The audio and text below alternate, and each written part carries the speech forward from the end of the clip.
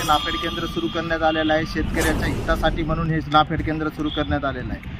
इथे 50 kilo soybean आणि 500 ग्राम तो कट्टा भरतो, तर 51 किलो वजन घ्यायले। ते विचारले असतात, ते म्हणतात तुम्ही विचारणार कोण, आम्ही किती वजन घेऊ, आम्ही मनाचे मालक हो।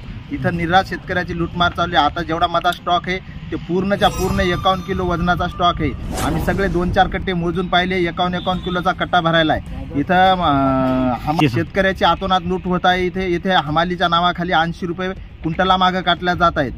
शेतकरी प्रत्येक कट्ट्यावर अर्धा किलो हे नाफेडवाले वजन जास्त घ्यायले। इथं रोजचे हजारो कट्टे मोजल्या जातात, 500, 1000, 700। तर प्रत्येक दिवशी शेतकऱ्याची किती लूट व्हायली। एका शेतकऱ्याकडे 100 कट्टे सोयाबीनचा माल आहे। एका शेतकऱ्याची एवढाली जर नुकसान होत असेल तर हे नाफेड केंद्र सुरू करून काय फायदा आहे, याच्यावर कोणाची तरी वचक पाहिजेत। आम्ही शेवाळे साहेबाला फोन लावला, शेवाळे साहेब म्हणतात त्याचं ते पाहून घेतील, तुमचा तिथं काय अधिकार आहे का? सामान्य नागरिकाचा इथं येण्याचा विचारण्याचा याला अधिकार नाही का? GR दाखवा म्हणले तर म्हणतात तुम्ही कोण हा GR पाहणार आहे?